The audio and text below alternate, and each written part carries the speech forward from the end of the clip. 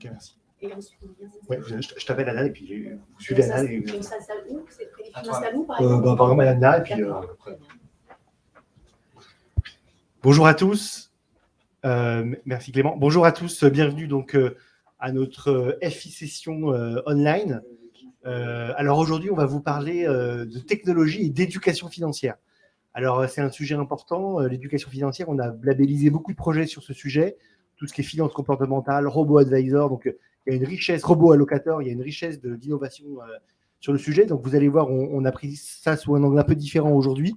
On sera présenté les speakers par la coordinatrice et l'animatrice. Un tout petit mot sur les actions du pôle à venir dans les prochains mois. On a vendredi prochain, dans le cadre, on est dans le cadre de la semaine de la FinTech. Aujourd'hui au Palais Brognard, on a plusieurs événements. Et on aura donc vendredi prochain l'événement FinTech et Région.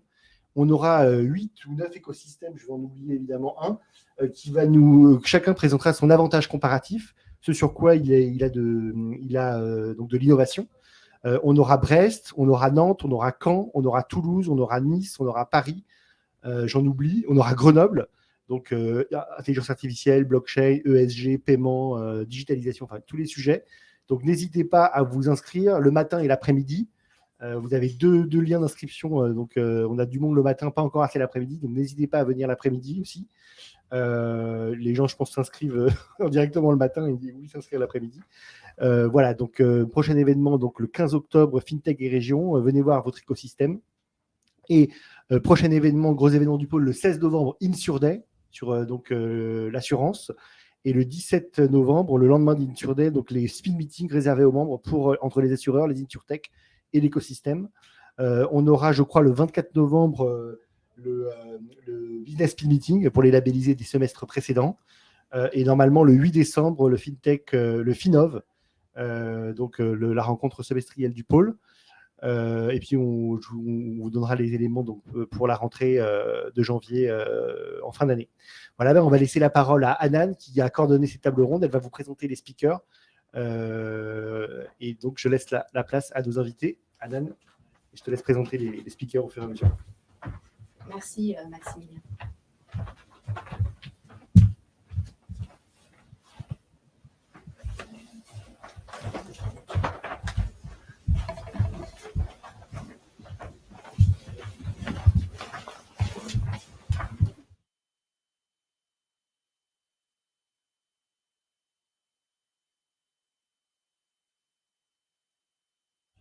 Bonjour à tous. Vous êtes nombreux à nous suivre ce matin sur ce sujet très, très d'actualité. En tout cas, je suis ravie d'être là. Je m'appelle Anan Karmoun. Je suis la fondatrice du cabinet de conseil Brain Me Up Consulting. Donc, je suis ravie d'animer cette table ronde aux côtés d'intervenants, d'experts. Donc, nous avons Antoine Naudet qui représente la société Memofin Évaluation. Nous avons également David Charlet, président de l'ANACOFI. Nous avons également Édouard Camblin, donc responsable des projets stratégiques au sein de Société Générale Private Banking, Rabia Smithy, la fondatrice de Rosalie, et puis Stéphane Dauté, qui représente la société Odonatech. Donc chacun nous apportera son éclairage sur comment les innovations technologiques dans la finance peuvent accompagner chaque citoyen à prendre des décisions financières beaucoup plus éclairées. Et c'est vrai que quand on parle d'éducation financière et de gestion financière, on voit bien que les Français sont un petit peu dans le brouillard. 80% jugent leur connaissance plutôt moyenne. Et quand on parle également d'éducation financière, c'est une définition très vaste. L'OCDE nous parle de conscience financière, d'attitude, de comportement, de compétences pour prendre des choix financiers plus éclairés. Je me tourne vers vous, David Charlet. Qu'est-ce que c'est la finance, l'éducation financière et à qui ça s'adresse finalement ? Alors, on peut donner un paquet de définitions. Disons que dans les pays qui ont organisé une politique pour essayer d'améliorer la compétence globale de leur population, on entend souvent par éducation financière ce qu'on devrait appeler plutôt une éducation patrimoniale et budgétaire. C'est-à-dire qu'on va essayer de leur donner des bases pour pouvoir comprendre le discours des gens avec lesquels ils vont interagir. Ça va donc savoir gérer un budget d'un foyer, savoir comprendre les termes économiques qui seront utilisés par tel ou tel acteur, et en fin de compte, leur donner une espèce d'autonomie sur les sujets de base et de capacité à comprendre ce que leur diront les autres personnes avec lesquelles ils interagiront, leur banque, leur conseiller financier quand il existe dans le pays en question. Voilà, c'est ça, et ça n'est que ça. C'est dans les pays où on s'organise pour pouvoir la déployer. D'accord. Antoine Dodec, sur la partie éducation financière, donc on voit bien que ce n'est pas qu'un enjeu français, c'est une préoccupation européenne et qui est même outre-Atlantique. Est-ce que vous pouvez nous éclairer un peu sur ce que font les autres pays? Comment ils s'en sortent, eux? Bien, aux États-Unis, depuis longue date, le financial planning est à l'honneur, enseigné en faculté, par exemple. Il y a des certifications qui sont arrivées en France, d'ailleurs, par les financial planners. Et donc, dans les pays où il y a peu d'État-providence, Canada aussi, l'éducation financière est beaucoup plus développée. Donc, les jeunes enfants apprennent le plus tôt possible à ouvrir un compte pour financer leurs études, acheter des actions, etc. Donc, on est beaucoup plus avancé. D'accord. Et d'un point de vue métier, je reviens vers vous, David Charlet. Comment s'est organisé, comment a évolué en fait le métier du conseiller financier face à cette préoccupation d'éducation financière et je dirais même, est-ce que pour un conseiller financier, c'est pas un peu challengeant d'avoir un client final avec cette éducation financière augmentée finalement? Non, au-delà de ce que je disais quant à la définition qu'on a donnée aux politiques nationales, la vérité, c'est qu'on a besoin d'avoir des gens qui sont au-delà de cette compétence de base. Et d'autant plus qu'ils parleront avec des professionnels ou qu'ils utiliseront des outils qui vont les amener vers des produits, comme tu le disais, qui sont un peu plus techniques. Donc, nous, l'un des problèmes de base, c'est que quand on va échanger avec un client, il peut ne pas nous comprendre. Et si même il passe par un système digital, il va se trouver face à des termes. Et s'il ne les comprend pas, il n'en fera rien. Ou il fera des conneries, ce qui sera encore pire. Donc on a besoin d'avoir un niveau qui est au-delà même de ce que les politiques nationales essayent d'amener pour pouvoir c'est mieux même pas suffisant, proposer. alors il faudra encore Vous préparez pas une retraite. On avait des études qui sont très intéressantes, même dans des pays où l'éducation financière est plus avancée, comme la Grande-Bretagne. Un Anglais, 40%, ils ont 40% d'erreurs dans leur prévision de ce qu'il faut qu'ils préparent pour leur retraite. Donc ça veut dire que dans un pays où ils ont une éducation, quand on les sonde, on n'a pas un résultat correct. Donc, vous voyez bien que même quelqu'un d'éduqué, il faut quelque chose de plus. La capacité à pouvoir échanger avec son conseiller pour comprendre ce qu'il dit. Donc, non, c'est plutôt une force d'avoir une population dont le niveau monte. Après, il y aura des gens qui, du coup, deviennent totalement autonomes, sont des semi-pros, et on a des semi-pros dans tous les domaines. Un semi-pro de la communication, il n'a pas besoin d'un communicant, il n'a pas besoin d'un attaché de presse, il n'a pas besoin de tout ça. Ça existe dans tous les domaines. C'est marginal. Aujourd'hui, c'est marginal. Très bien. Édouard Camblin, sur la partie bancaire, les banques traditionnelles, on voit qu'elles ont bien évidemment pris aussi à bras-le-corps ce sujet de l'éducation financière. Elles ont des espaces, elles ont du contenu pour accompagner par exemple les jeunes sur la gestion de leur budget avec des cartes bancaires spécifiques. Mais elles n'ont pas forcément investi la chose d'un point de vue offre éducative comme l'ont fait les néobanques. Du coup, comment est-ce qu'elle s'organise aujourd'hui pour accompagner cet enjeu sociétal? Alors, c'est vrai que les néobanques cherchent à se différencier, notamment par ce vecteur communication, éducation. C'est un retard qui est en train d'être comblé. Aujourd'hui, il y a une vraie prise de conscience des banques sur la notion de conseil. Alors, c'est bien évidemment aidé par le régulateur, puisqu'il y a une notion d'adéquation d'un produit avec les besoins du client. Et les banques ont bien compris qu'il était vital que le client comprenne ce qu'il achète ou ce qu'on lui propose et qu'on ait une bonne adéquation. Si le client n'est pas satisfait, de toute façon, personne n'est gagnant. Donc, il y a un vrai chantier qui est en train de s'ouvrir. Différentes banques se sont tournées vers une offre un peu plus large en matière d'épargne. C'est le cas chez nous, mais donc une notion de conseil, notamment dans ces placements un peu plus long terme, comme ça a été évoqué. Et d'un point de vue confiance, parce qu'on entend beaucoup le particulier dire qu'il a peu confiance, enfin de moins en moins confiance dans sa banque. Est-ce que l'éducation financière, c'est C'est un moyen, vous pensez que c'est un moyen d'arriver à regagner un peu cette confiance et comment finalement? Qu'est-ce qu'elle va apporter de plus Ouais, alors en particulier pour mieux vous aimer? La cravate du banquier, effectivement, ne fait pas tout et n'instaure pas forcément la confiance, je vous l'accorde. Je crois que la confiance, en fait, elle s'établit d'abord dans la durée, c'est-à-dire conserver un client satisfait, mais également dans la transparence. Et cette transparence, la manière de l'offrir pour les banques, elle est de deux ordres. La première, et c'est déjà réglé sur l'aspect tarifaire, c'est-à-dire être le plus transparent possible. Et le deuxième, c'est de faire en sorte que le client n'achète pas une forme de boîte noire en termes de produits, mais achète quelque chose qu'il comprenne. Et c'est comme ça qu'on restaure la confiance. Et si par hasard, le placement se retrouve finalement avec une déconvenue financière pour le client à la fin, eh bien, il faut être capable de l'expliquer sans toute transparence.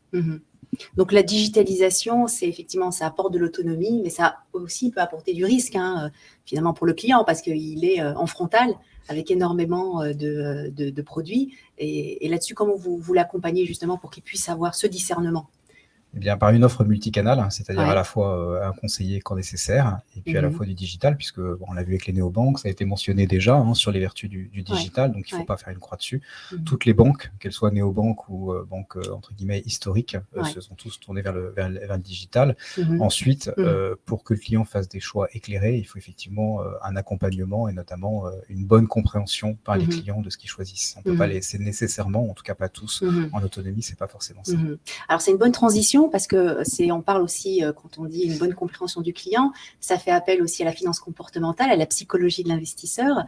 Stéphane Dauté, vous êtes le fondateur de Odonatech et votre offre s'appuie sur la finance comportementale pour améliorer la relation des clients. Alors, est-ce qu'on peut dire que cette finance comportementale, vous allez nous expliquer ce que c'est, peut également contribuer à cet objectif de plus d'éducation pour le particulier? Oui, alors effectivement, la finance comportementale, pour ceux qui ne connaissent pas, c'est finalement la psychologie appliquée à la finance. Donc, ce que cette science, parce que c'est une branche des sciences comportementales, a apporté, c'est une meilleure compréhension des décisions des acteurs financiers. Et en l'occurrence, là, on parle des épargnants et des investisseurs. Et le lien entre la finance comportementale et l'éducation financière, pour moi, c'est que, en fait, manquer d'éducation financière, quelque part, ça aboutit à des comportements qui peuvent être irrationnels. Alors déjà, quand on a de l'éducation financière, on peut être irrationnel, mais alors quand on en manque, on peut l'être d'autant plus. Et quelque part, comprendre ça et amener finalement des remèdes qui permettent d'amener les gens à prendre des meilleures décisions, c'est en fait, ça apporte des réponses.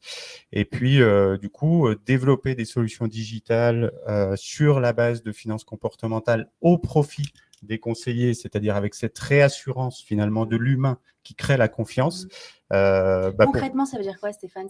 C'est quoi? C'est des parcours? C'est quoi? C'est un questionnaire? C'est de l'information que vous apportez? Oui, alors concrètement, c'est des applications qui permettent au conseiller d'interagir avec son client sous l'angle « je te connais mieux, donc je te conseille mieux » pour simplifier au maximum. Et ces applications, la caractéristique au-delà de tout le savoir-faire en intelligence artificielle, c'est qu'elles sont gamifiées, on appelle gamifiées, c'est-à-dire que c'est sur la base de jeux, et ces jeux permettent à l'investisseur, à l'épargnant, de mieux comprendre et du coup, au conseiller derrière, de collecter des données qui permettent de mieux conseiller. Voilà.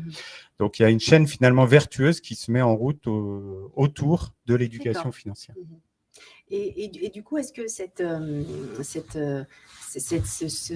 expérience client que vous proposez au travers de la finance comportementale, est-ce que ça peut venir également répondre à cette préoccupation que l'on a aujourd'hui sur le marché, sur le greenwashing?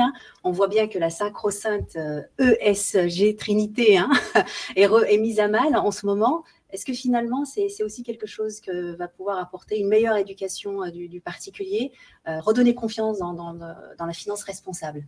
Alors voilà, là, du coup, on arrive sur la finance responsable. Alors, quelque part, ce qui est en train de se passer sur l'ESG, donc environnement, social, gouvernance, l'investissement socialement responsable, correspond finalement au constat qui est fait sur le manque d'éducation financière. C'est-à-dire que tout le monde est d'accord pour dire que maintenant, il faut adapter nos comportements et nos investissements aux enjeux pour la planète et pour la société. Ouais. OK, tout le monde est d'accord. Mais finalement, comment on fait?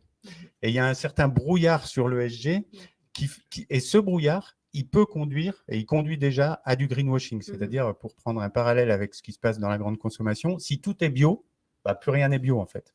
Et les gens n'ont plus confiance. Et on revient à la confiance dont on parlait. Donc, apporter de la lisibilité sur l'investissement socialement responsable et sur l'ESG, environnement social, gouvernance, au-delà de la réglementation, c'est-à-dire faire de la pédagogie autour de la réglementation, je pense que c'est aussi un des enjeux de l'éducation financière. Très bien. Rabia Smiti, vous êtes la fondatrice de Rosalie, donc une fintech socialement responsable qui s'adresse aux entreprises qui souhaitent prendre soin de leurs collaborateurs. Alors concrètement, quand on est une entreprise, comment on fait pour prendre soin de la santé financière de ses collaborateurs? Comment on peut les accompagner pour qu'ils aient une meilleure gestion de leurs finances personnelles? Justement, c'est ce qu'on essaye de faire et de convaincre en fait les entreprises d'apporter à leurs salariés, leur enlever du stress financier. Le stress financier qui a des conséquences en fait directes sur la productivité, sur l'engagement, sur l'absentéisme, sur le turnover, qui a des coûts assez importants pour l'entreprise. Et donc, on essaie de les convaincre que justement, enlever du stress financier, ça a des conséquences très bénéfiques en fait justement sur pas que sur la marque employeur, mais et que la politique sociale de l'entreprise, mais vraiment sur sa propre productivité. Et ça avec vraiment un business model tangible, clair, parce qu'en fait, on veut apporter de l'éducation financière en fait aux salariés, mais de manière beaucoup plus efficace, plus tangible, qui va au-delà en fait du contenu, de la pédagogie qu'on estime en fait, comment dire, aujourd'hui pas bâclée, mais elle n'est pas du tout en fait, elle attire pas l'attention en fait des gens. Là, je parle pas de l'éducation des enfants et des adolescents. On parle vraiment de cols bleus qui sont dans les usines, les boutiques, les restaurants, qu'aujourd'hui la pédagogie ne leur parle pas. En fait, exactement. C'est la vraie préoccupation du quotidien. Je suis à découvert, comment je peux m'en sortir? Alors, je vais voir un fournisseur de prêts à la consommation. Et l'autre solution, c'est finalement ce que c'est ça, les découverts bancaires et les prêts à la consommation, c'est ce que font 60% aujourd'hui des Européens systématiquement chaque mois. Il n'y a pas d'autre alternative. Et nous, du coup, on essaie d'apporter une alternative plus responsable et gratuite pour les gens, qui est simplement leur donner accès à leur paye, leur salaire, qui est un droit. Et donc, en fait, on flexibilise en fait, l'accès à la paye via une application mobile qui s'appelle Rosalie, qui leur permet de voir leur paye en temps réel tous les jours. Qu'est-ce qu'ils ont gagné, parce qu'on est déjà préintégré avec tous les logiciels de paye qui existent sur le marché, et leur permettre en fait d'accéder à leur paye à la fin de la journée, comme il y a quelques siècles en fait, quand on finit, on prend notre chèque en fait à la fin de journée, ou chaque semaine, ou chaque quinzaine, comme aux États-Unis, en Angleterre, ou ponctuellement quand on a un imprévu. Ça ne crée pas une autre façon finalement, ça ne va pas engendrer une autre façon de s'organiser pour les entreprises qui ont l'habitude de payer leurs salariés à la fin du mois. Si elles se retrouvent avec leurs salariés venant au comptoir, récupérer, on va dire, leur salaire de la semaine, comment ça s'organise? Justement, en fait, nous, on apporte cette solution de manière totalement externalisée, sans toucher du tout au process en fait, actuel des entreprises, ni à leur trésorerie. C'est Rosalie qui avance toute la trésorerie. C'est nous, justement, qui faisons tous les acomptes pendant le mois. Et on informe simplement le logiciel de paye parce qu'on est connecté avec lui, qu'on a donné un acompte à telle personne, un acompte à cette personne. Et donc, ça saisit automatiquement, en fait, dans le logiciel de paye, de façon à ce que quand il génère la fiche de paye, elle est générée avec le bon solde final et un acompte, en fait, qui est donné pendant le mois. Et après, bien sûr, on a un maximum débloquable. Nous, en fait, l'idée, justement, c'est rendre ça très responsable. Et on ne fait pas que de la compte sur salaire. Pour nous, la paye à la demande, c'est un nouvel usage qu'on voit dans pas mal de pays qui cartonnent aujourd'hui. Parce qu'encore une fois, on vient maintenant l'usage de la flexibilité. Par exemple, dans quel pays? C'est des pays européens? Aux États-Unis, non, vraiment, aux États-Unis, en Angleterre, ça cartonne aujourd'hui. Ça fait quelques années, en fait, que ça existe. C'est utilisé par toute PME, ETI, grands groupes publics et privés. Donc, tu as toutes les McDo, les Starbucks, les Walmart, les Amazon, jusqu'à, en fait, la NHS, qui est l'équivalent des APHP ici, qui a des millions de soignants en Angleterre, l'éducation nationale, la Poste, la police, qui passe aujourd'hui par un concurrent de Rosalie, en fait, là-bas, et qui est aujourd'hui plébiscité par les salariés eux-mêmes, et qui ont justement démontré en quelques mois d'utilisation qu'ils ont augmenté en fait l'engagement des salariés de plus de 40%, baissé le turnover dans les entreprises de moins de 20%. Donc c'est vraiment énorme.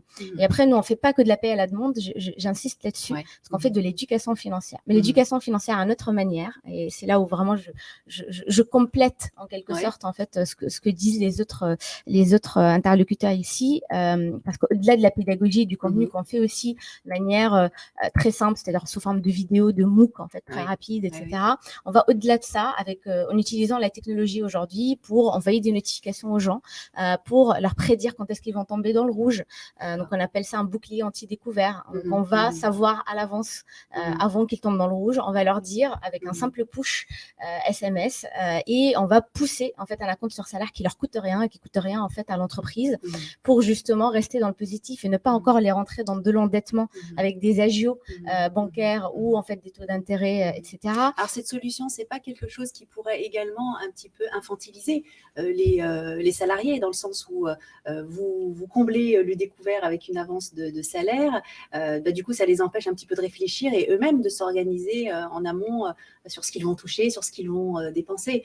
On est vraiment pas d'accord parce qu'encore une fois aujourd'hui on a essayé la pédagogie et le contenu un peu partout et aujourd'hui ça n'a pas du tout en fait attiré la motivation des gens. Ce qui a fait en fait l'intérêt par rapport à notre solution, c'est la stickiness au produit. C'est-à-dire que même une personne qui n'est pas du tout digital native, qui estime qu'elle n'est pas du tout en fait une cible d'éducation financière, qu'elle n'arriverait jamais en fait à finir déjà le mois qui est difficile et qui est toujours en fait dans le rouge chaque mois et qui n'arriverait jamais à épargner de sa vie, on lui montre en fait petit à petit qu'on peut le faire. D'abord, en fait, la sortir de l'endettement en arrêtant de prendre encore du découvert bancaire, des prêts à la consommation.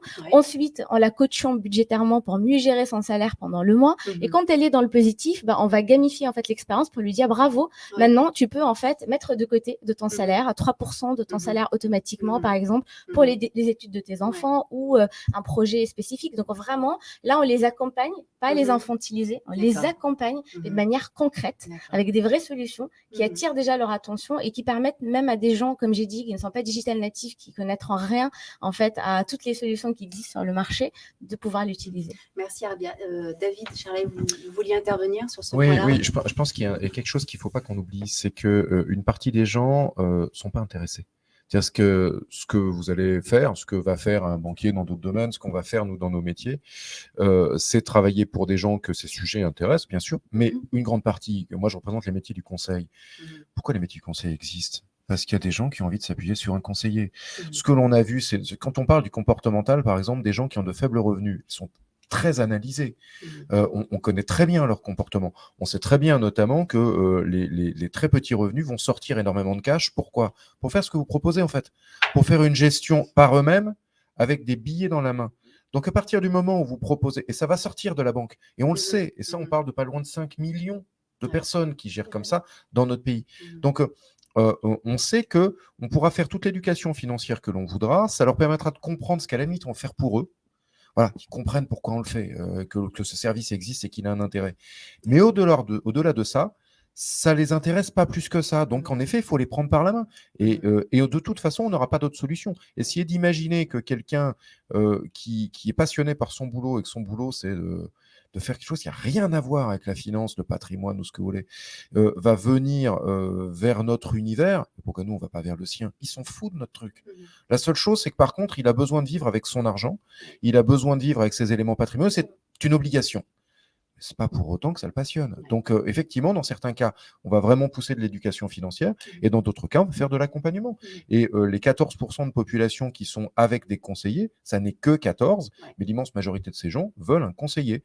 Que ce conseiller soit digital ou pas, qui leur transmette de l'information et qui monte leur niveau de compétence, leurs clients. Mais, c'est un choix, celui-ci. C'est un choix ou c'est un non-intérêt. On pourra raconter tout ce qu'on voudra. Voilà, parmi les gens les plus cultivés, il y a des gens qui se foutent éperdument de savoir comment on gère un patrimoine. Ils s'en fichent. À la fin, par contre, du moment qu'ils ont pu vivre correctement, puis on s'en rend compte au moment de leur décès, au moment de la succession, on dit tiens, qu'est-ce qu'il a fait papa?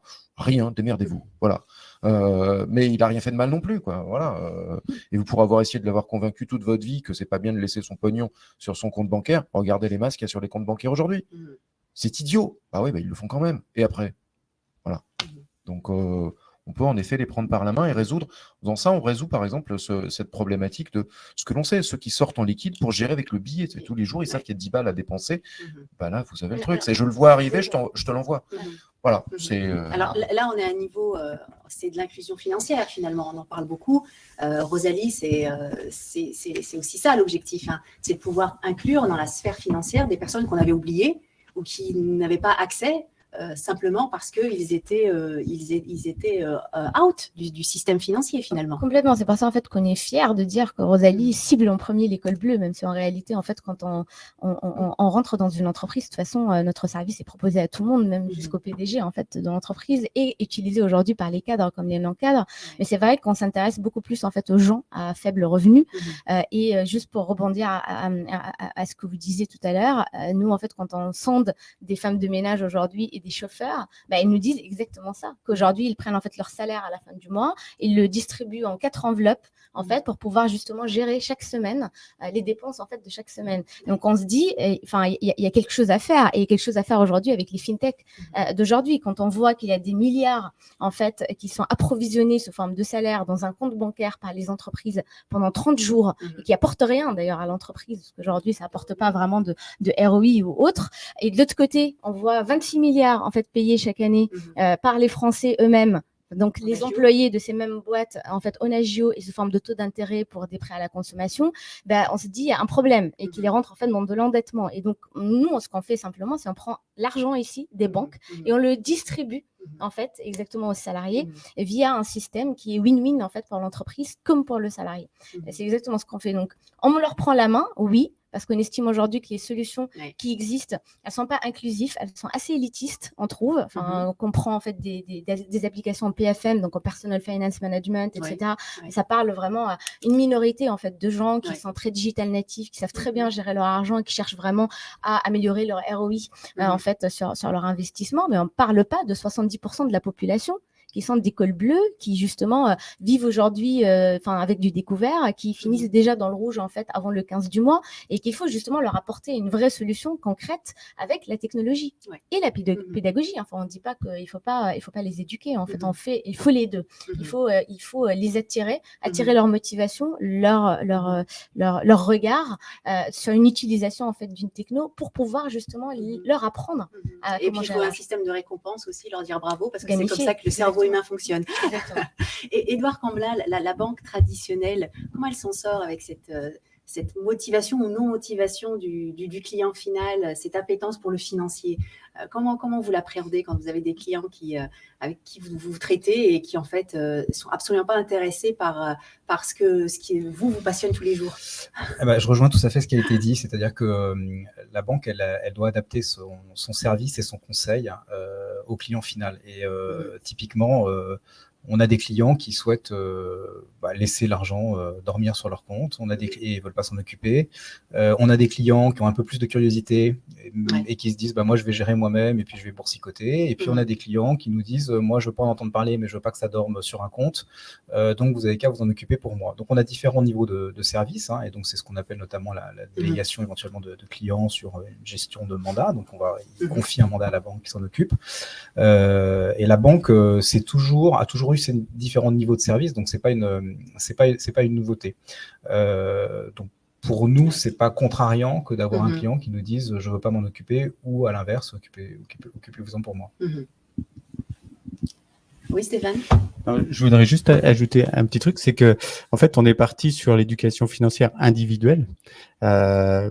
Avec effectivement, dans certains cas, une nécessité, dans d'autres cas, finalement pas beaucoup, parce que le conseiller est là pour apporter le service qu'il apporte. Il y a aussi un enjeu de société. Et cet enjeu de société, finalement, une des manières d'y répondre, c'est d'y répondre de manière individuelle. Donc, moi, je pense que toutes les actions d'éducation financière, avec les technologies ou pas, finalement, elles doivent aussi amener à améliorer la société, au-delà de améliorer, les comportements individuels ou même le courant d'affaires entre un établissement financier ou un conseiller et ses clients. Oui, effectivement. Et ce sujet-là d'éducation financière, donc aujourd'hui on en parle parce qu'il y a une motivation importante et les acteurs se mobilisent sur ce sujet, mais globalement les entreprises ont toujours quand même eu cette responsabilité, non, d'apporter un éclairage financier. Si on parle par exemple de l'épargne salariale, alors je m'adresse un peu à tout le monde autour de la table, j'aimerais bien avoir vos impressions. Alors, Antoine, si vous voulez commencer. Oui, effectivement, alors, l'épargne salariée prend une place de plus en plus importante, grâce à la participation, l'intéressement, entre autres, mais aussi par d'autres mécanismes, la reprise d'entreprise par les salariés. Et donc, plusieurs formations existent, mais souvent, les entreprises ont du mal à organiser une formation qui soit adaptée à chaque niveau. Et par exemple, chez Memofin, c'est une chose qu'on fait. Le site qui a été précurseur, puisque dès 1999, nous avons été sur Internet, vise à aller au-delà de la phase d'initiation. Donc, c'est l'investisseur averti qui cherche une réponse à une question bien précise pour avoir une décision relativement autonome. Et donc, savoir ce qu'il fait, quitte après à aller voir un conseiller ou sa banque, ou peu importe l'action qu'il va prendre, mais au moins être informé. Mais on est déjà avec un public averti. Oui, l'éducation à l'intérieur de l'entreprise, ça devrait être systématique, ça l'est pas. Au jour d'aujourd'hui, on voit que tout ce qui est déployé, ça vient de politique nationale ou ça vient d'acteurs qui sont des acteurs sur le terrain dans cet univers-là. Pour autant, c'est vrai que dès lors qu'on parle de plan d'entreprise, juridiquement, l'employeur devrait. C'est-à-dire que l'employeur est responsable de la sélection des produits qui sont mis à disposition de ses salariés et de la correcte information de ses salariés. Donc, d'une certaine manière, on pourrait dire qu'il a une obligation d'amener un certain niveau d'éducation financière, parce que sinon, les messages qu'il devrait envoyer, ses propres salariés ne pourraient pas les comprendre. Si ce n'est qu'on sait que ce n'est pas vrai. On sait que dans certaines entreprises, il y a quelque chose comme ça, qui va passer par un site internet, qui va passer par des relais en interne, par l'extranet, intranet, que vous voulez, voilà, tout ça comme vous voulez, peut-être même avec des petits modules de formation pour ceux que ça intéresse, mais dans l'immense majorité des boîtes, c'est pas le cas. Il y a au mieux une information accessible si vous savez où la trouver, parce qu'il y a un plan d'entreprise qui est mis en place. Dans quelques boîtes, il y a une signature d'un contrat avec des conseillers, c'est super rare, et le conseiller n'est pas tellement là pour faire l'éducation financière, mais pour prendre en main les gens qui disent au secours, voilà, comme ils iraient voir le banquier ou comme ils seraient allés voir un conseiller en dehors. Donc il y a un vrai sujet. Oui, les entreprises auront certainement une fonction majeure, et juridiquement, elles l'auraient déjà, au moins pour celles qui ont mis en place des PE, mais il y a un chantier. Et aujourd'hui, ça n'est pas le chantier qui est piloté par la politique EduFin, qui est la politique nationale française, qui ne s'intéresse pas à cette dimension-là. Elle s'intéresse par contre à la formation des dirigeants de TPE-PME, parce qu'ils se sont rendus compte qu'eux aussi avaient des manques, et elle s'intéresse principalement à l'éducation financière des personnes en fragilité ou des très jeunes. Donc, on prépare une génération pour plus tard. Et du coup, il n'y a pas, à ma connaissance, à cette heure, d'action dans ce sens-là, alors qu'il serait légitime qu'il y en ait une. Voilà. Quelques remarques. La première, c'est qu'effectivement, dans tous ces plans, et notamment les plans d'investissement auxquels vous faites, de souscription auxquels vous faites allusion, on a quand même une communication qui est très normée. Donc, c'est principalement la notice d'information du produit financier, et il y a quand même assez rarement un accompagnement. La deuxième chose, moi, qui me frappe, c'est que effectivement, ce sont des plans qui peuvent être annuels ou triennaux, enfin peu importe. Mais finalement, vous avez une vision très parcellaire de ce que fait le salarié. C'est-à-dire que là, on est sur une poche bien particulière, généralement exposée aux variations des marchés, et finalement, vous ne savez pas si le salarié met 80% de son épargne ou s'il en a mis 5%. Donc, c'est également un deuxième point, à mon avis, qui n'est donc pas dans l'éducation faite par l'entreprise. Et puis, peut-être le troisième, mais qui rejoint également celui-là, qui est la logique quand même de diversification, ou en tout cas de diversification en termes d'échéance, puisqu'on est sur des plans qui sont souvent sur un horizon, on va dire 3 à 5 ans. Donc, on est sur un micro-bout, en fait, et on est assez éloigné du sujet des finances personnelles et du quotidien tel que vous le décriviez tout à l'heure. Donc, c'est quand même une éducation très, très parcellaire qui est donnée aux salariés à ce moment-là. Pour ajouter un point, moi je ne suis pas convaincue personnellement que les entreprises aujourd'hui se sentent impliquées dans cette question d'éducation financière. On parle à plein de DRH, on parle à plein de CEO de nos clients qui nous disent mais je vois pas pourquoi en fait je paierais un service pour éduquer financièrement en fait mes salariés. Et je pense en fait que les deux seuls arguments ou motivations qui pourraient pousser les entreprises aujourd'hui à agir dans ce sens-là, c'est un, si c'est une obligation légale, ce qui n'est pas encore le cas malheureusement, et deux, si en fait, ils commencent à comprendre que l'intérêt de faire et que la santé financière de leurs salariés est égale à la santé financière de la boîte. Et ça, aujourd'hui, on est encore au tout début là-dessus en Europe, alors qu'aux États-Unis, en Angleterre, il y a énormément d'études en fait qui sortent ça. Il y a des index même, enfin une sorte de NPS en fait, de bien-être financier dans les entreprises qu'on essaye nous chez Rosalie là de sortir avec le même algo en fait, qu'on adapte en fait pour l'Europe, pour justement commencer, et ça va prendre du temps, à faire comprendre aux entreprises que justement enlever du stress financier, que si leurs salariés vraiment sont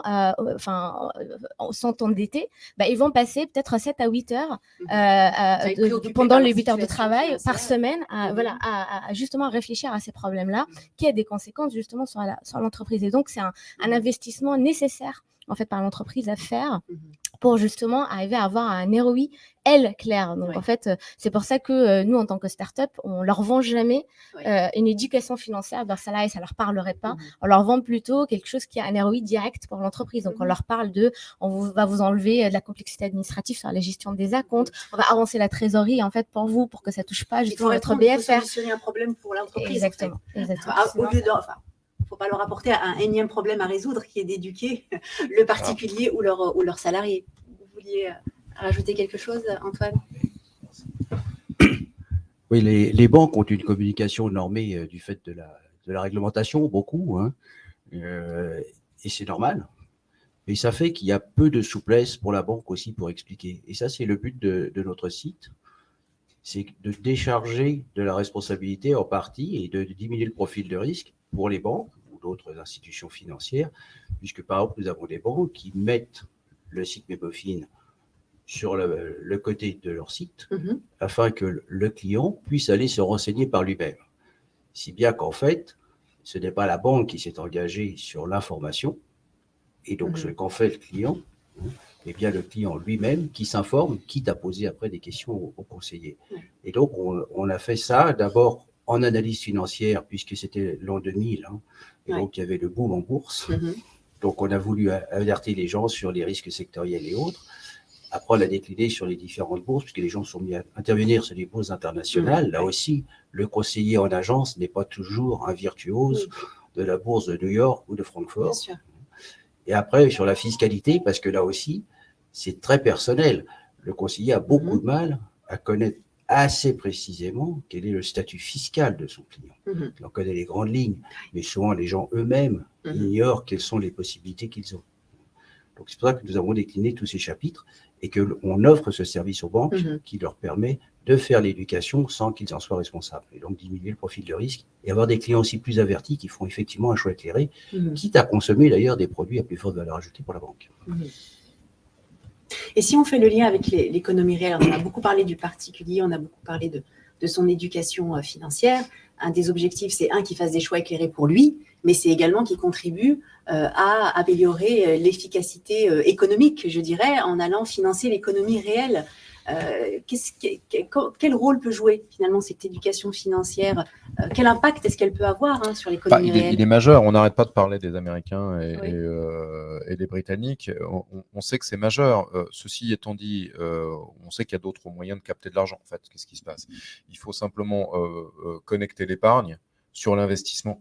Alors, l'investissement réel, dit le président de la République, ce que les gens de l'immobilier détestent, parce que ça veut dire pas tout sauf l'immobilier.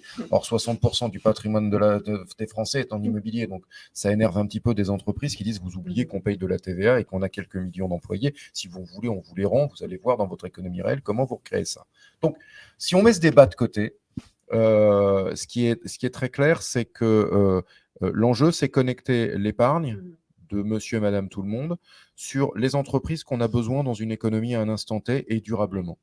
Pour ça, il faut accepter qu'il faut investir plus long. Le truc c'est liquide, c'est vachement rentable, ça a plein d'avantages successoraux. Enfin bref, vous en faites ce que vous voulez, puis ça sert à tout. En fait, c'est le couteau suisse. Donc, typiquement, l'assurance vie fonds euro, c'était techniquement pas possible en finance. Donc, il y a des éléments de l'histoire qui ont fait qu'à un moment, ça a été possible. Mais en vérité, c'est mort. Donc, si on veut pouvoir financer l'économie, quel que soit ce que l'on choisit de financer, mais par les entreprises, on a en effet besoin de connecter cette épargne à ça. Et donc, il faut de l'éducation financière parce qu'il faut faire accepter des choses que les gens n'acceptent pas. Je vous rappelle que juste avant le Covid, on avait eu une étude, je crois que c'est le Sénat qui avait demandé ça, 9% seulement des Français disaient être prêts à prendre du risque. Juste ça. Donc, on parlait bien de risque en capital. Donc, ça signifie que si vous n'augmentez pas la capacité à comprendre que si tu prends du risque, tu gagneras un peu, et si tu ne prends pas de risque, tu gagneras rien, point barre, vous n'arriverez pas à flécher assez. Alors, on peut tricher un peu. On peut fabriquer des produits retraite à l'intérieur desquels il y a une gestion automatique. Cette gestion automatique permettant d'investir via des fonds qui ne pourraient pas acheter tout seuls hors cette gestion, d'investir dans des entreprises qui sont des entreprises de l'économie du moment. Super. Mais en fait, on est obligé de le plafonner parce que vous ne pouvez pas lâcher la bride et dire, bon, vous n'avez pas le droit tout seul, mais dès que c'est géré par quelqu'un, 100% de votre pognon là-dedans. Non, là, vous aurez l'Europe, parce que je vous rappelle qu'il y a des règles européennes. Donc, malgré tout, voilà. Donc, il faut qu'on fasse monter cette compétence pour aider à ce que les gens basculent, quel que soit l'acteur qui va les accompagner. Il est là l'enjeu majeur.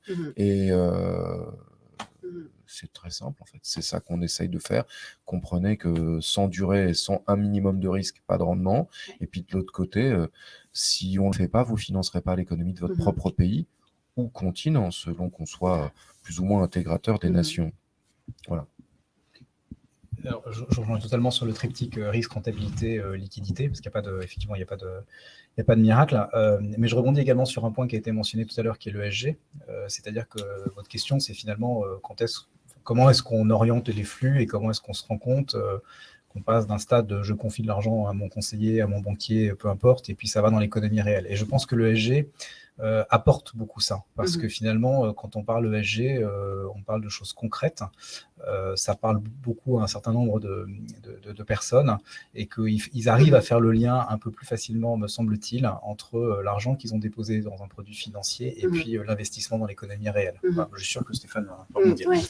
Oui, on voit bien qu'effectivement, c'est l'impact et les fonds thématiques aujourd'hui qui tirent un petit peu les choses. Stéphane, vous vouliez Oui, non, mais en fait, Edouard me lance une balle, donc je la prends. Mais moi, pour répondre à la question d'origine, c'est vrai qu'il y a plein d'impacts sur la société.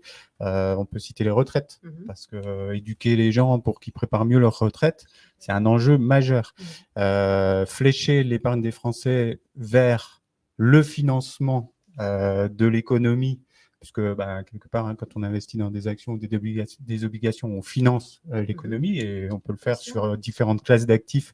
L'immobilier en fait partie. Voilà.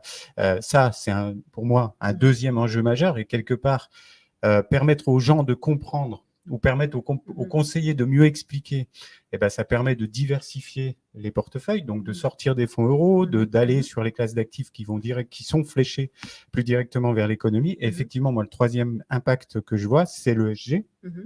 Parce que on est quand même là pour parler de notre avenir et d'une certaine durabilité de l'économie, et que effectivement, maintenant, c'est un critère qu'il faut prendre en compte, qu'il va falloir prendre en compte, et quelque part que les gens le fassent en toute conscience par rapport à des motivations qui leur sont propres, c'est-à-dire un choix, et qui comprennent ce qu'ils font. Je pense que c'est aussi un enjeu majeur pour la société. Ouais, sur le ESG, on a quand même un petit problème que personne dit trop, mais qu'on voit dans toutes les conférences. C'est le E, on sait faire, le S et le G, on ne sait pas quantifier. Donc, toutes les formations sont sur la thématique ESG, et on voit bien que ça monte, ça va très très vite.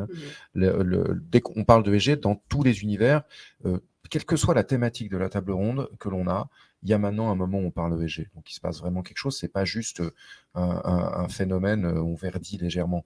Le sujet du E, décarboner, ok, ça va, on sait faire, et on sait informer, et on sait expliquer. On va avoir une discussion entre Français et Allemands, est-ce que le nucléaire c'est clean ou c'est pas clean? Bon, une fois qu'on aura passé ça, on arrivera sur le reste à s'entendre. Le S et le G, c'est vachement plus compliqué. C'est beaucoup plus compliqué parce qu'on sait dire quelles sont les thématiques. Donc, on sait bâtir une formation et passer par des outils digitaux libres d'accès. Vous trouvez des petits modules, ils sont géniaux, tout va bien. On sait, dans une entreprise, dire Je vous rappelle qu'on va tous avoir des contraintes en matière de politique ESG, donc on va aller... Alors, on parlait de formation par l'entreprise. Ouais. Il est assez probable qu'on devra, dans l'entreprise, faire passer des messages. D'abord, il va falloir expliquer un truc tout con à vos salariés. Pourquoi il n'y a plus de bouteilles d'eau? Voilà. Vous voyez, moi, je me suis retrouvé confronté bêtement à ça il y a quelques semaines. Les salariés, et sont où les bouteilles d'eau? Mais il n'y a plus de bouteilles d'eau. Et pourquoi il n'y a plus de bouteilles d'eau? Parce qu'on ne peut plus, c'est plus ESG. Alors, du coup, on va s'expliquer sur le ESG. Voilà. Mais Mais là, on va ouvrir le sujet. Et le on va- E, oui, facile.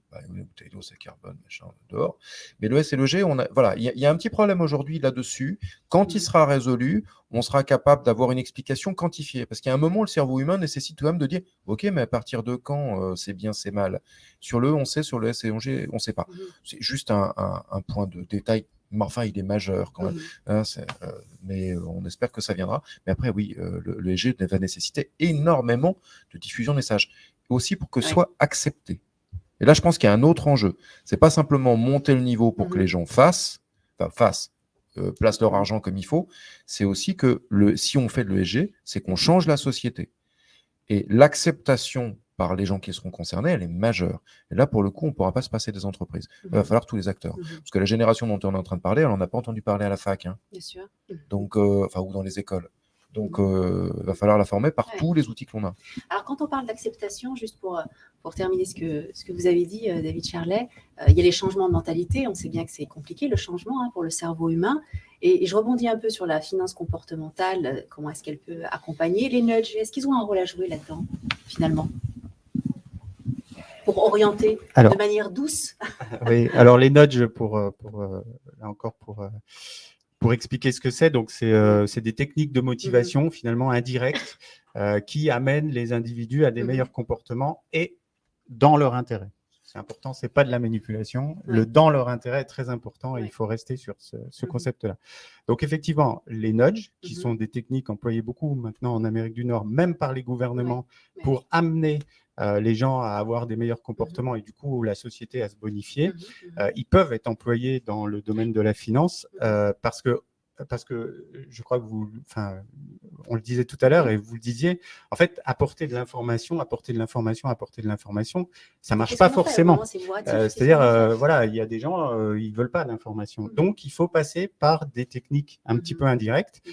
Alors, il y a, par exemple, les options par défaut qui peuvent être un nudge. Par exemple, sur l'ESG, c'est une option par défaut. Et voilà, on va voir que la plupart des gens vont se mettre sur cette option par défaut et vont pas chercher forcément à comprendre. Et puis, il y a d'autres techniques sur lesquelles on travaille et qui sont effectivement, à mon avis, des choses qui ont de l'avenir parce que ça va amener du résultat sans toutefois contraindre les gens à beaucoup plus d'efforts. Et ça, c'est plutôt intéressant. On va les accompagner, les aider à passer à l'action, finalement. On peut les accompagner à passer à l'action par des techniques de motivation indirecte. Par exemple, on peut citer un exemple qui pourrait être un nudge. On parle de contrat d'assurance vie. OK, bon, un contrat d'assurance vie, c'est un contrat financier qui est souvent difficile à comprendre parce qu'à l'intérieur du contrat d'assurance vie, il y a une répartition d'actifs, il y a des fonds, etc. C'est difficile à comprendre.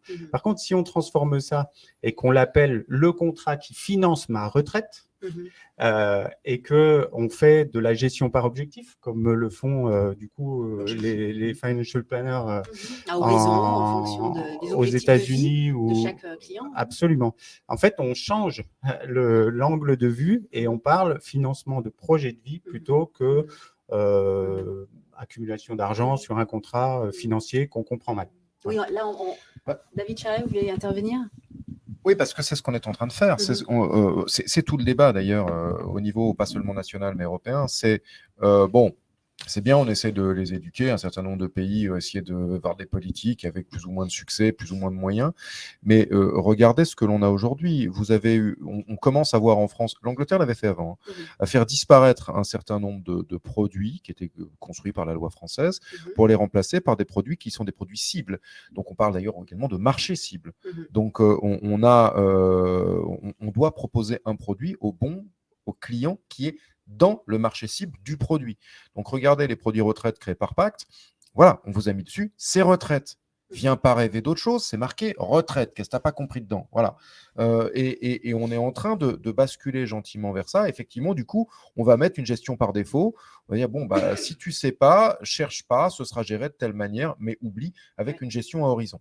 Donc, on est en train doucement, parce que en France, vous avez plus de produits. Cherchez le livret A ailleurs, dans un autre pays.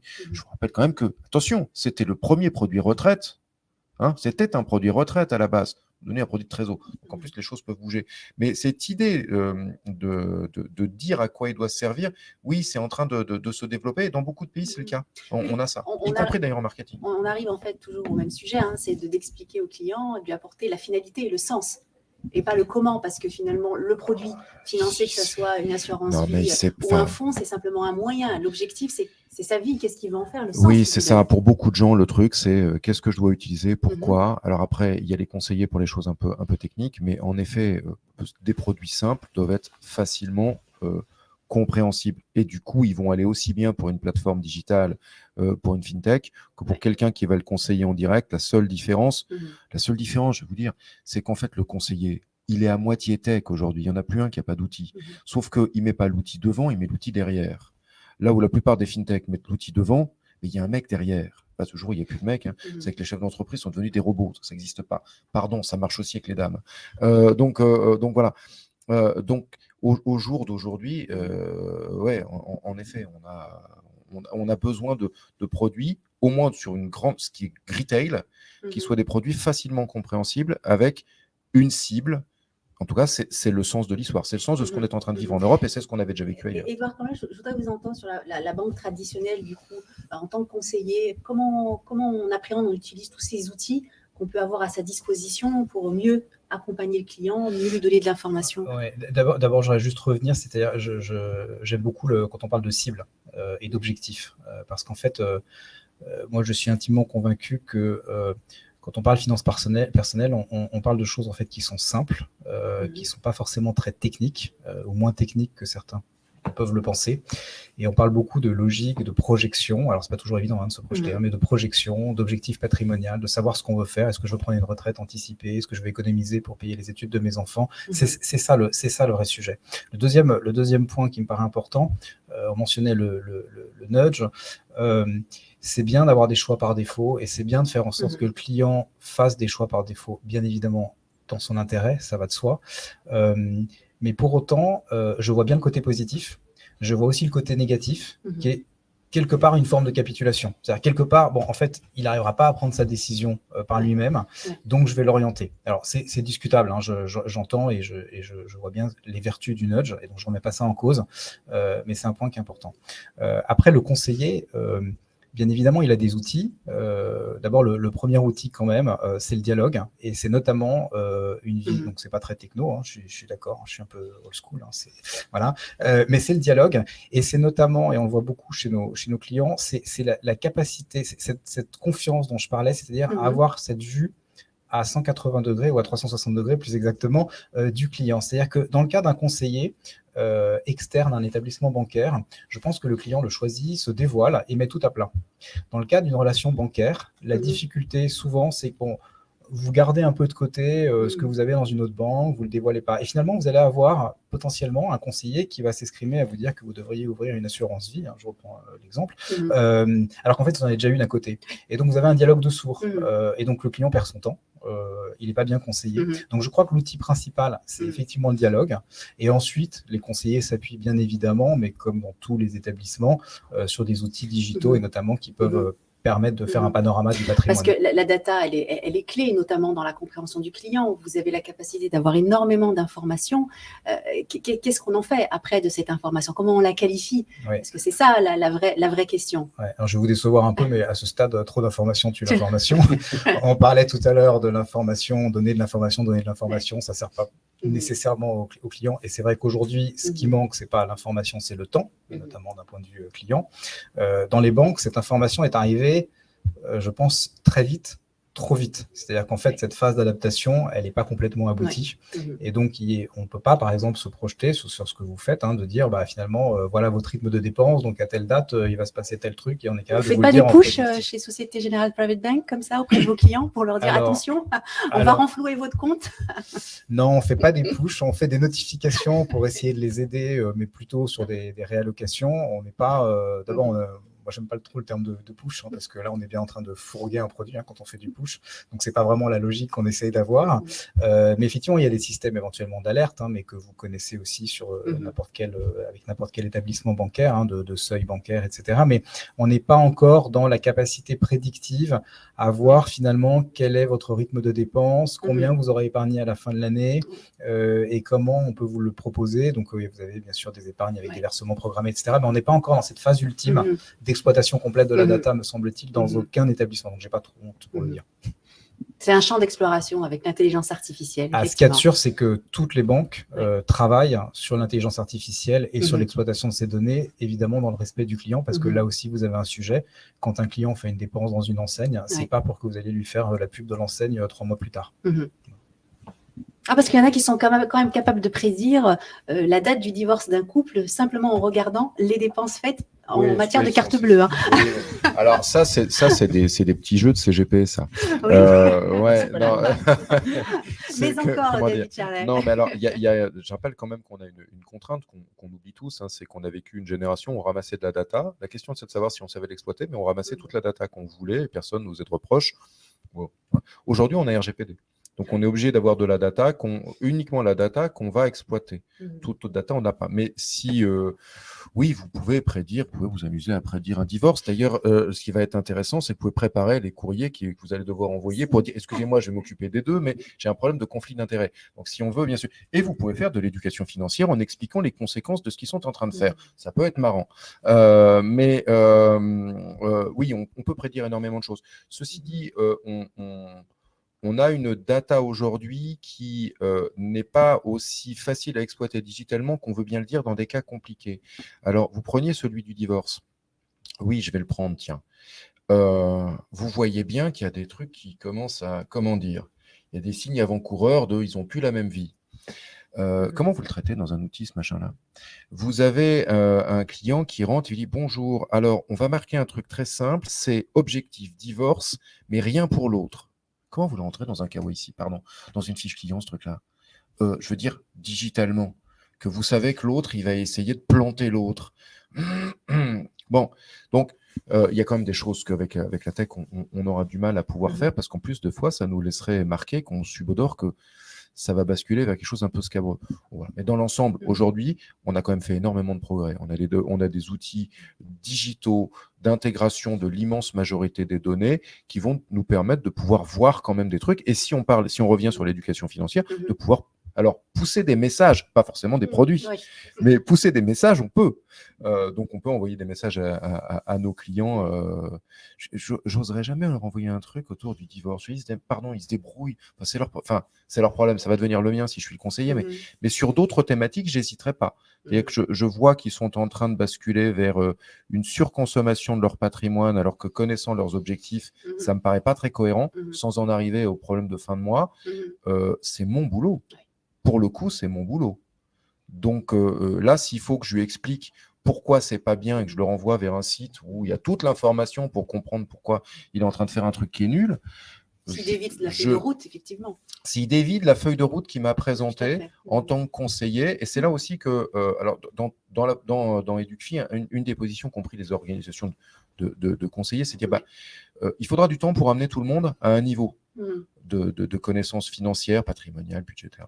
Donc le rôle de nos métiers, c'est de tenir cette place, de maintenir un niveau de sécurité de cette population, de pouvoir l'accompagner tant qu'elle monte en compétences. Et c'est vrai, c'est effectivement ce que l'on fait en pratique aujourd'hui. Oui. Stéphane, vous vouliez intervenir sur cette… Oui, non, partie de la data. c'est juste un complément. Ouais. Je pense, enfin, ça va tout à fait dans le sens de ce qui vient d'être dit. C'est que moi, je pense que la data, bon, il y en a énormément de la data dans une banque. Il y a énormément de data.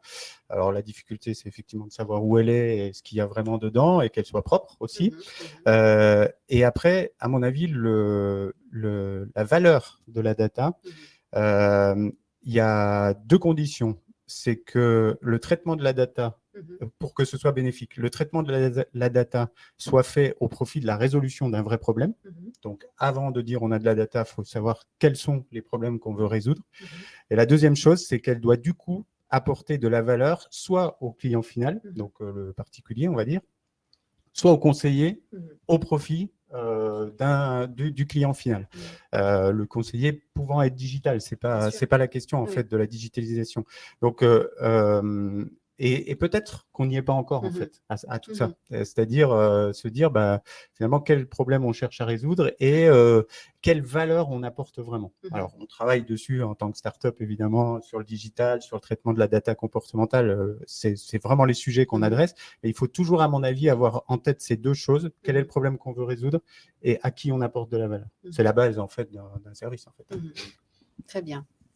Moi, je peux donner un exemple concret qui montre justement que chez nous, on croit au meilleur de l'humain avec le meilleur de la tech pour que ça marche.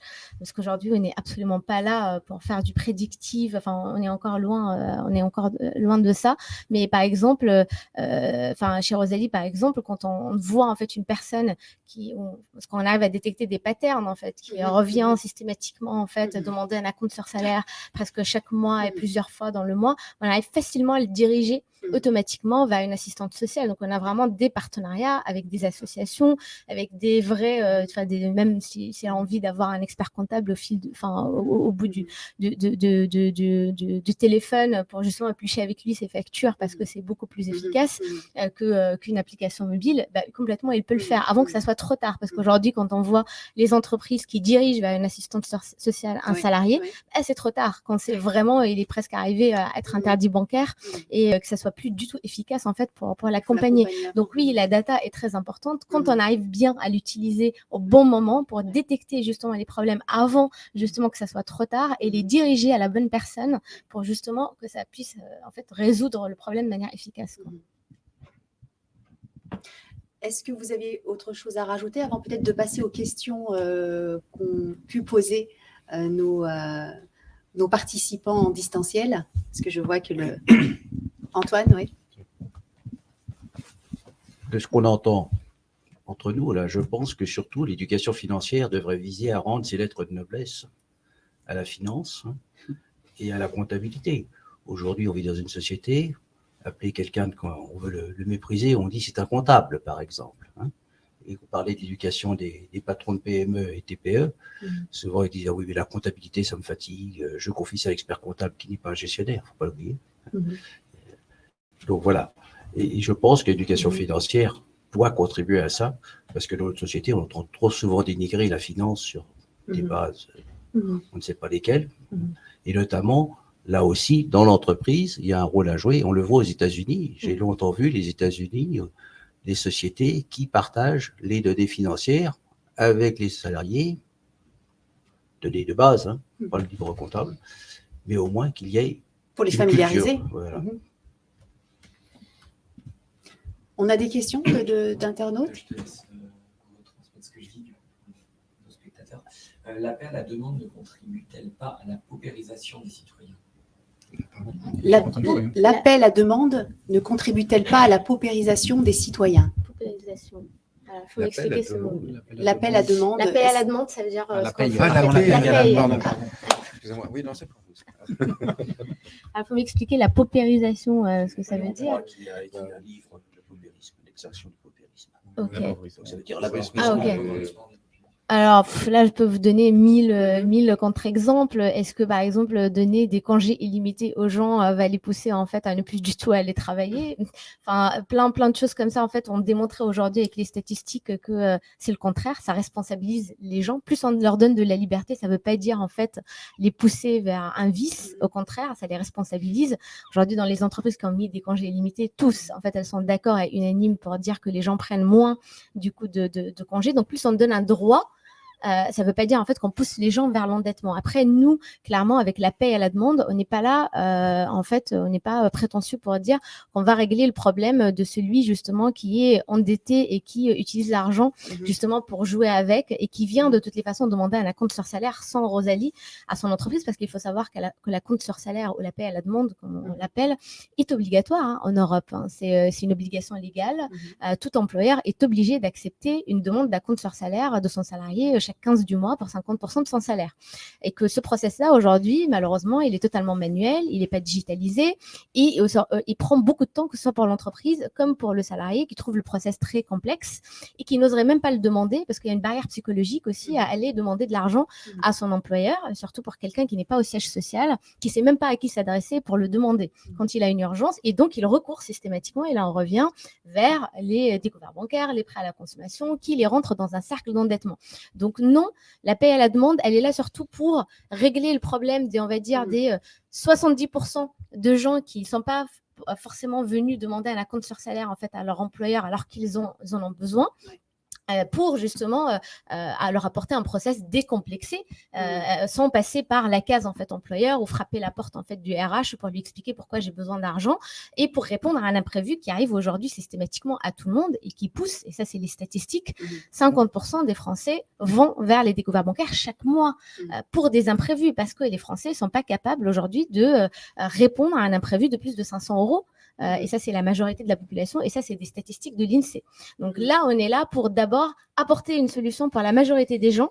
Et ensuite, peut-être avec en fait la partie éducation financière qu'on fait, le personal finance management, incitation à l'épargne, etc. Donc, c'est vraiment les autres fonctionnalités qu'on a. On va peut-être en fait changer le comportement de cette minorité, on va dire 5%, qui viennent en fait demander de l'argent systématiquement et qui n'arrivent pas à sortir de ce cercle infernal, quoi. J'espère que ça a bien répondu. On a Maud qui nous demande quelles sont les différentes formes que peuvent prendre l'éducation financière et quelle cible privilégier, plutôt les jeunes ou les parents. Alors, c'est toujours difficile, c'est-à-dire que... Alors la question c'est quelles sont les formes que peut prendre l'éducation financière et quelle cible pour cette éducation financière. Ce qu'on a montré, c'est qu'il peut y avoir autant de cibles qu'on le veut. Hein. Donc, disons que si je viens sur le programme EducFi, qui est donc notre programme national installé par le gouvernement, alors pas celui d'aujourd'hui d'ailleurs, hein, c'est un programme sur 30 ans, ce qui n'est pas une réponse qui est forcément celle qu'on donnerait ailleurs. Restons dessus. Cible les jeunes, cible les populations en fragilité.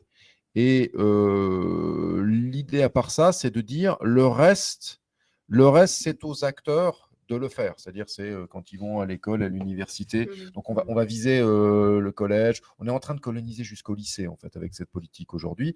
Et donc, on colonise par des choses discrètes, des fois. Hein. C'est le vieux problème avec la baignoire qui se vidait, à quel rythme elle se viderait. Vous voyez, ça a l'air con, ça. Hein. Eh ben, on l'a remplacé dans les programmes d'éducation nationale par un problème de budget de ménage. C'est ça. Donc, oui, mais voilà, on colonise par ces populations. C'est pas que c'est ce qu'il faut faire. C'est la politique nationale telle qu'on l'a aujourd'hui. C'est ça, sa cible. Ça et les populations en fragilité. Il y a une autre cible que moi j'aime bien, c'est les profs d'économie. Ça cible ce qui est bien. Ça cible les profs d'économie, puisque il faut que les profs d'économie ne soient plus juste dans la théorie, mais quelques éléments de base pour pouvoir donner du concret en fait aux élèves qu'ils auront.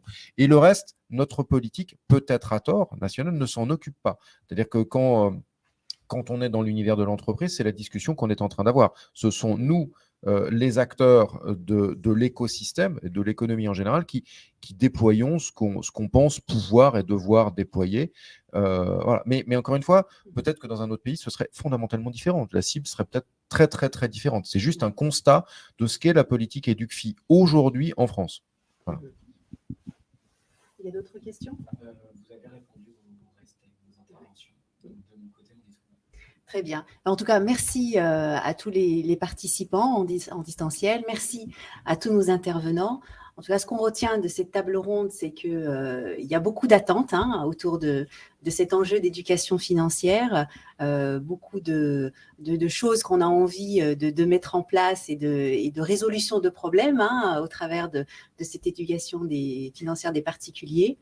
Et ce qu'on peut dire également, c'est que finalement, c'est aussi l'engagement collectif des différents acteurs de l'économie, à l'image de cette table ronde d'ailleurs ce matin, qui vont permettre de mettre l'éducation financière vraiment au rang d'outil pour apporter plus de liberté aux particuliers et également de financer l'économie, toute l'économie réelle, non réelle.